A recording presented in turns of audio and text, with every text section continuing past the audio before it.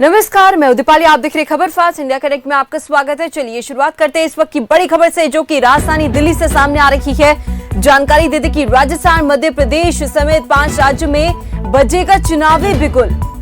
चुनाव आयोग आज दोपहर 12 बजे तारीखों का ऐलान करेगा। इसके अलावा बता दें कि तारीखों का ऐलान होते ही लग जाएगी आचार संहिता।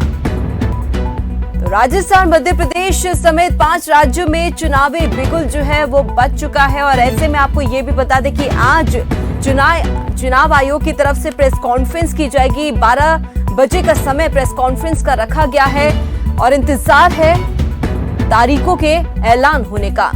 तो खासा तैयारियां यहां पर तमाम पार्टियों की तरफ से लगातार की जा रही है। प्रचार प्रसार भी जोरों शोर से किया जा रहा है, लेकिन अब ये देखना होगा कि प्रचार प्रसार जो पहले किया जा रहा है उसके बाद प्रेस कॉन्फ्रेंस के बाद कितना डिफरेंस जो है यहां देखने को मिलेगा। और इसी खबर पर ज्यादा जानकारी के लिए हमारे साथ संवाददाता प्रियंका राय जुड़ गई है। प्रियंका, जैसे कि हम देख रहे हैं कि कुछ ही घंटों में तारीखों का ऐलान हो जाएगा, प्रेस कॉन्फ्रेंस की जाएगी चुनाव आयोग की तरफ से, तो ऐसे में राजनीतिक पार्टियां कितनी तैयार? जी बिल्कुल, देखिए आज चुनाव आयोग दोपहर 12 बजे का समय होगा जब 5 राज्यों में होने वाले चुनावों के तारीखों का ऐलान करेगा, जिसमें मध्य प्रदेश, राजस्थान, छत्तीसगढ़, तेलंगाना और मिजोरम है, जहां चुनाव होने हैं। और साफ तौर पर ऐसा माना जा रहा है कि दिसंबर का पहला दूसरा सप्ताह होगा जब चुनाव आयोग तारीखों की घोषणा कर सकता है, जिस दिन चुनाव संभव कराया जाएगा। और साफ तौर पर जिस तरीके से ऐसा माना भी जा रहा है कि कुछ राज्यों में एक चरण में चुनाव कराए जाएंगे, तो वहीं कुछ राज्यों में चुनावों के चरणों में इजाफा देखने को मिलेगा। 2 चरण में भी चुनाव हो सकते हैं, क्योंकि कुछ ऐसे राज्य हैं जो काफी बड़े हैं। साफ तौर पर अगर राजस्थान की बात करें, मध्य प्रदेश की बात करें, तो ये वो राज्य है जो क्षेत्रफल और आबादी दोनों के हिसाब से काफी महत्वपूर्ण और बड़े राज्य माने जाते हैं। और देखिए साफ तौर पर जहां एक और चुनौतियां काफी है, कहीं बीजेपी की सरकार है तो कहीं दूसरे दलों की सरकार है, तो वहीं राजस्थान की बात करें, छत्तीसगढ़ की बात करें, तो वहां पे कांग्रेस की सरकार है और उम्मीद भी की जा रही है कि इस बार भी कांग्रेस बेहतर प्रदर्शन करने की पूरी कोशिश करेगी। तो वहीं दूसरी ओर साउथ का एक राज्य है तेलंगाना, वहां भी वहां का वोट बैंक भी काफी महत्वपूर्ण होगा। और जिस तरीके से इसको माना जा रहा है कि तमाम विधानसभा चुनाव जो इस साल के अंत में होने वाले हैं वो लोकसभा चुनाव के सेमीफाइनल के रूप में भी सामने आ सकते हैं। तो आज का दिन काफी महत्वपूर्ण हो जाता है, क्योंकि दोपहर 12 बजे का समय होगा जब निर्वाचन आयोग चुनाव के तारीखों की घोषणा करेगा। और कितने कितने चरणों में चुनाव होगी, वो डेट कब होगा,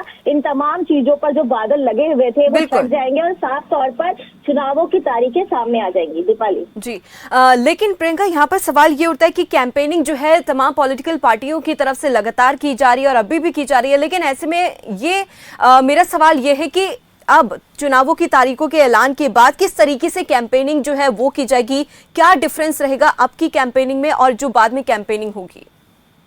जी बिल्कुल, देखिए जब चुनाव के तारीखों का ऐलान हो जाता है तो अनुमन आचार संहिता लग जाता है, यानी कि कुछ डेकोरम का पालन करते हुए जितने भी राजनीतिक दल हैं उनको प्रचार प्रसार करना होता है। और उसके साथ ही साथ बहुत सारी ऐसी चीजें होती हैं जो सिक्योरिटी मेजर से भी चुनाव आयोग घोषित करती है। तो इन तमाम प्रोटोकॉल के बीच में कहीं ना कहीं चुनावों की तैयारियां दिखेंगी और इन तमाम प्रोटोकॉल के बीच में इन तमाम प्रोटोकॉल को पालन करते हुए ही तमाम दलों को अपने अपने चुनाव प्रचार प्रसार को करना होगा। और उसके बीच में कहीं ना कहीं ये काफी महत्वपूर्ण हो जाएगा कि जितनी भी चीजें लगी हुई हैं, चाहे वो हम चुनाव आयोग की कोई स्पेशल घोषणा को कह लें या फिर जिस तरीके से पैसे का लेन देन होता है चुनाव प्रचार प्रसार में, पार्टी फंड का इस्तेमाल करते हुए चुनाव प्रचार प्रसार करना होता है, इन तमाम चीजों पर, इन तमाम दृष्टिकोण पर कहीं ना कहीं कुछ रूल्स एंड रेगुलेशंस लग जाते हैं और उनका इस्तेमाल करते हुए ही प्रचार प्रसार करना होता है। तो आज के 12 बजे के बाद से ये तमाम